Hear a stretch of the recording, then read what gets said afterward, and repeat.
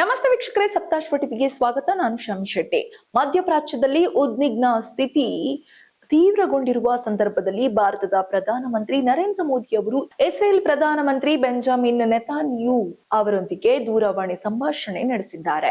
ಇತ್ತೀಚಿನ ಬೆಳವಣಿಗೆಗಳ ಬಗ್ಗೆ ಭಾರತದ ಕಳವಳವನ್ನು ಅವರು ವ್ಯಕ್ತಪಡಿಸಿದ್ದು, ನಾಗರಿಕ ಸುರಕ್ಷತೆಯ ಅಗತ್ಯವನ್ನ ಒತ್ತಿ ಹೇಳಿದ್ದಾರೆ.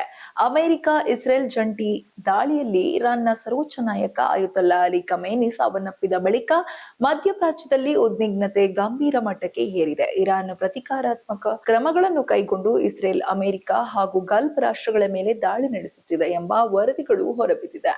ಈ ಬೆಳವಣಿಗೆಗಳ ನಡುವೆ ಪ್ರಧಾನಿ ಮೋದಿ ಮತ್ತು ನೇತನ್ಯಾಹು ನಡುವೆ ನಡೆದ ದೂರವಾಣಿ ಮಾತುಕತೆ ಮಹತ್ವದ ಪಡೆದಿದೆ. ಹೌದು, ಪ್ರಧಾನಿ ಮೋದಿ ಅವರು ಸಾಮಾಜಿಕ ಜಾಲತಾಣ ಎಕ್ಸ್ ನಲ್ಲಿ ಪೋಸ್ಟ್ ಮಾಡಿದ್ದಾರೆ. ಮಧ್ಯಪ್ರಾಚ್ಯದಲ್ಲಿ ಸಂಘರ್ಷ ತೀವ್ರಗೊಳ್ಳುತ್ತಿರುವ ಸಂದರ್ಭದಲ್ಲಿ ಭಾರತದ ಪ್ರಧಾನಮಂತ್ರಿ ನರೇಂದ್ರ ಮೋದಿ ಅವರು ಭಾರತದ ಕಳವಳವನ್ನು ಸ್ಪಷ್ಟವಾಗಿ ವ್ಯಕ್ತಪಡಿಸಿದ್ದಾರೆ. ನಾಗರಿಕ ಸುರಕ್ಷತೆ ಮುಖ್ಯವೆಂದು ಅವರು ಹೇಳಿದ್ದಾರೆ. ಎಲ್ಲಾ ರೀತಿಯ ಹಿಂಸಾಚಾರವನ್ನ ನಿಲ್ಲಿಸಿ ಮಾತುಕತೆ ಹಾಗೂ ರಾಜತಾಂತ್ರಿಕ ಮಾರ್ಗಗಳ ಮೂಲಕ ಶಾಂತಿಯನ್ನು ಸ್ಥಾಪಿಸಬೇಕೆಂದು ಅವರು ಕರೆ ನೀಡಿದ್ದಾರೆ.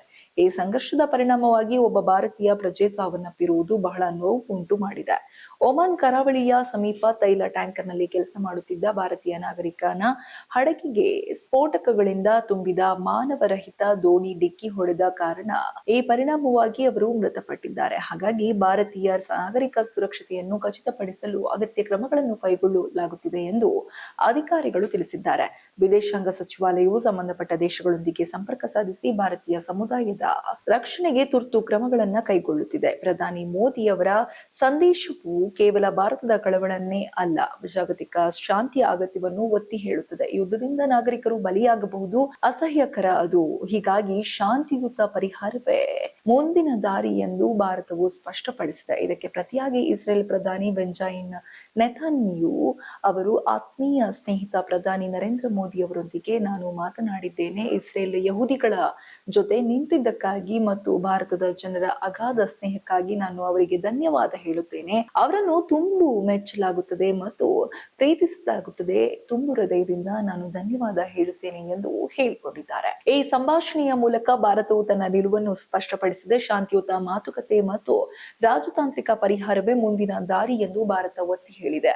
ನಾಗರಿಕರ ಸುರಕ್ಷತೆ, ಪ್ರಾದೇಶಿಕ ಶಾಂತಿ ಮತ್ತು ಸ್ಥಿರತೆ ಪುನಃಸ್ಥಾಪನೆ ಅತ್ಯಂತ ಅಗತ್ಯ ಎಂದು ಪ್ರಧಾನಿ ಮೋದಿ ಅವರು ನೆತಾನ್ಯಾಹು ಅವರಿಗೆ ತಿಳಿಸಿದ್ದಾರೆ. ಇರಾನ್ ವಿರುದ್ಧದ ಸಂಘರ್ಷದಲ್ಲಿ ಇಸ್ರೇಲ್ನೊಂದಿಗೆ ನಿಂತಿದ್ದಕ್ಕಾಗಿ ನೆತಾನ್ಯಾಹು ವಿಶೇಷ ಧನ್ಯವಾದ ಸಲ್ಲಿಸಿದರು. ಭಾರತವು ತನ್ನ ನಿಲುವಿನಲ್ಲಿ ಸಮತೋಲನವನ್ನು ಕಾಯ್ದುಕೊಂಡಿದೆ.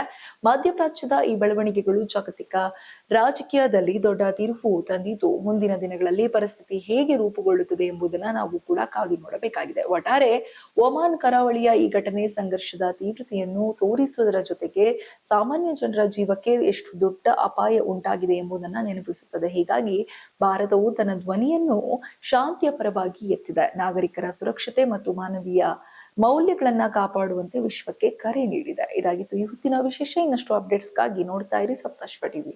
ಇನ್ನಷ್ಟು ಹೆಚ್ಚಿನ ಮಾಹಿತಿಗಾಗಿ Saptashwa TV Kannada YouTube channel ಅನ್ನು ಸಬ್ಸ್ಕ್ರೈಬ್ ಮಾಡಿಕೊಳ್ಳಿ.